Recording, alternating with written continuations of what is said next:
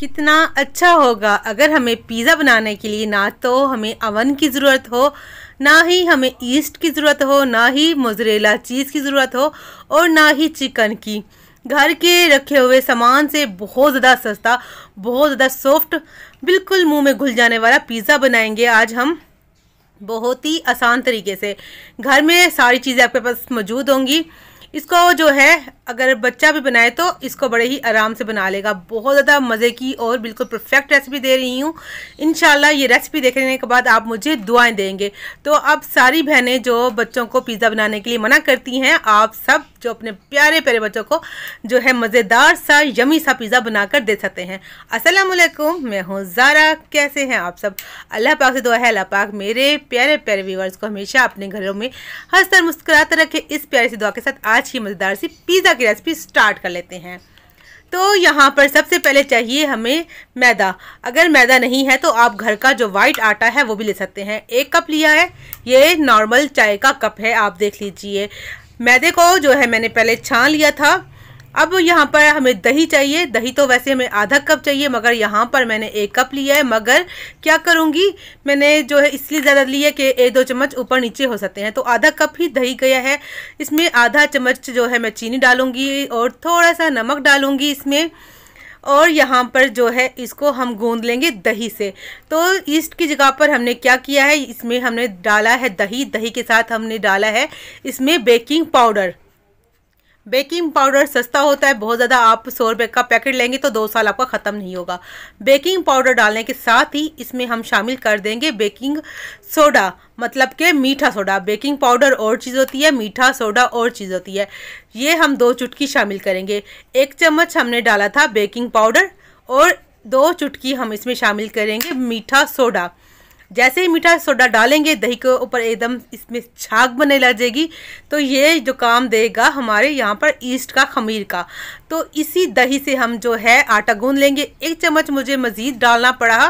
तो बस टोटल इसकी ये है कि 1 कप अगर आपके पास मैदा या आटा हो तो साथ ही आपके पास आधा कप दही होना चाहिए।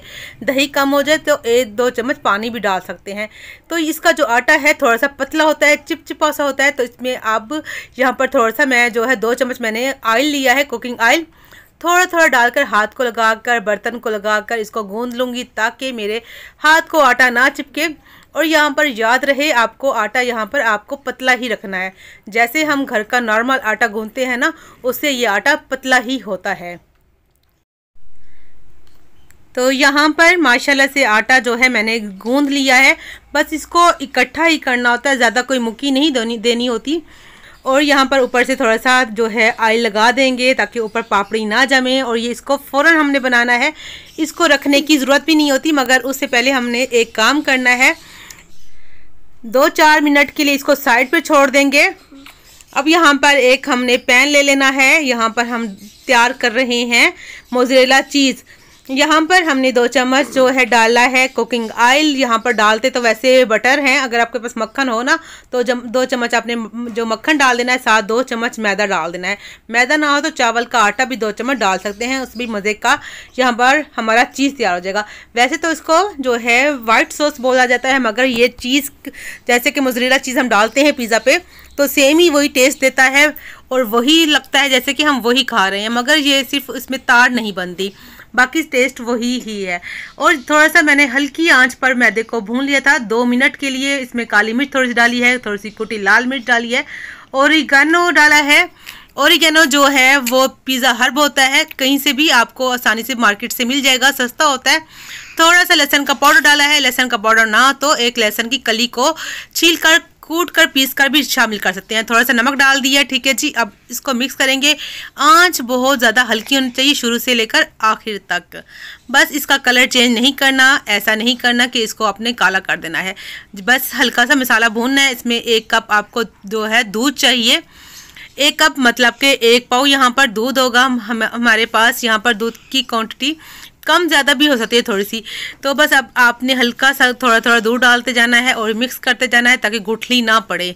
यहाँ पर अगर आप चाहें तो चूल्हा बंद कर दीजिए, पहले मिक्स कर दीजिए, फिर चूल्हे को जो है आंच को आपने जो है चूल्हे को ऑन कर देना है। फिर आप इसको बस 1-2 बॉयल आने के बाद चूल्हा बंद कर देना। देखें जी यहाँ पर बॉयल आ रहा है, तो दूध भी पक चुका है, जो मैदा पहले ही भून चुका था। यहाँ पर हमारा सॉस जो है पिज़्ज़ा सॉस या मोज़रेला चीज़ यहाँ पर रेडी हो चुकी है। इसको डाल दूँगी एक बर्तन में। इसको पतला ही रखना है, गाढ़ा कर दिया तो बाद में बहुत ज़्यादा गाढ़ा हो जाएगा। तो अब साथ ही चूल्हे पे मैंने कढ़ाई रख ली है, उसमें डालूँगी नमक। नमक जो है मेरे पास पहले से रखा हुआ है, मतलब मैं ये केक वगैरह या पिज़्ज़ा वगैरह बेक करती रहती हूँ, उसी नमक को वापस डब्बे में डाल कर रख देती हूँ। तो नमक डालने से क्या होगा, आपका जो बर्तन है, आपकी कढ़ाई जो है ख़राब नहीं होगी। साथ ही इसमें एक जो है पुरानी सी अपने प्लेट या कोई ढक्कन अपने उल्टा करके रख देना है ताकि हम केक बेक कर सकें। तो यहाँ पर अगर आप नमक नहीं डालना चाहते, नमक ना डालिए। अगर आप कढ़ाई की जगह पर कोई पतीला या सालन पकाने वाली पतीली रखना चाहते हैं तो वो भी ले सकते हैं। साथ ही एक आपने थाली या प्लेट सेट कर लेनी है जिसमें पिज़्ज़ा बनाएंगे ताकि इसके अंदर आराम से आ सके।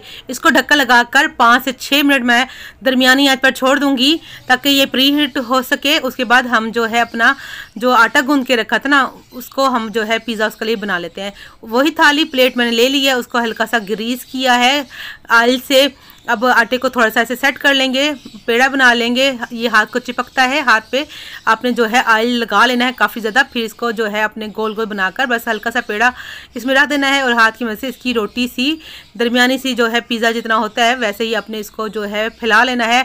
साइडें जो है इसकी अपने मोटी रखनी है इस तरीके से। साथ ही कांटे से आपने जो इसके अंदर सुराख कर लेने हैं ताकि इसके अंदर हवा ना भरे वरना क्या होगा, बीच में आपका पिज़्ज़ा फूल जाएगा, वो भी खाने में अच्छा नहीं लगता। यहाँ पर आपके पास अगर वो पिज़्ज़ा सॉस है तो डाल लीजिए, वरना टमाटो केचप ले लीजिए या चिली के जो टमाटो केचप होती है वो ले लीजिए। यहाँ पर 3 चम्मच मैंने टमाटो केचप डाला है। यहाँ पर थोड़ी सी मायोनीज़ डाल दिए, 2 चम्मच जितनी। अगर मायोनीज़ नहीं है तो स्किप कर दीजिए, केचप लाजमी डालिएगा। और यहाँ पर एक लहसुन की कली ली है, इसको जो है ग्रेट करके मैं इसमें डाल रही हूँ। अगर आपके पास चिली जो गार्लिक सॉस होती है वो डालेंगे तो फिर आपने लहसुन यहाँ पर नहीं डालना। यहाँ पर कुटी लाल मिर्च भी साथ डाल दूँगी। यहाँ पर थोड़ा सा नमक डाल दूँगी और यहाँ पर ओरिगेनो डाला है। पिज़्ज़ा हर्ब होता है पिज़्ज़ा, इसके डालने से पिज़्ज़े में बड़ा ही मज़ेदार सा अच्छा सा टेस्ट आता है। मिक्स कर लेंगे।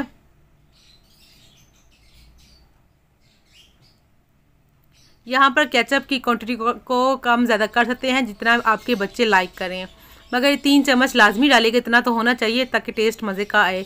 यहाँ पर सब्जियाँ कट करके रखी हैं मैंने, वो डाल दूँगी। शिमला मिर्च को कट करके रखा है वो डालेंगे। टमाटर है मेरे पास, प्याज है, ये बस चीज़ें हैं। यहाँ पर सब्जियाँ जो आपके बच्चों को पसंद हो आप डाल सकते हैं। आप जो है बैंगन को भी फ्राई करके डाल सकते हैं शिमला मिर्च की जगह, बड़ी मज़े की लगेंगी। टमाटर को साइडों में लगा देंगे। तो ये वेजिटेबल मैंने आज बनाया है पिज़्ज़ा, मगर खाने में कोई नहीं यकीन माने, कोई कहेगा कि ये वेजिटेबल है, सब यही कहेंगे कि ये चिकन पिज़्ज़ा है। बड़ा ही टेस्टी बना था, बहुत बहुत मज़ेदार बना था। ऊपर से थोड़े से मैंने चिली फ्लेक्स मतलब कुटी लाल मिर्च डाल दी थी। जो पिज़्ज़ा सॉस बना के रखी थी हमने मोज़रेला चीज़, वो ऊपर ऐसे डाल देंगे थोड़ी थोड़ी फैलाकर।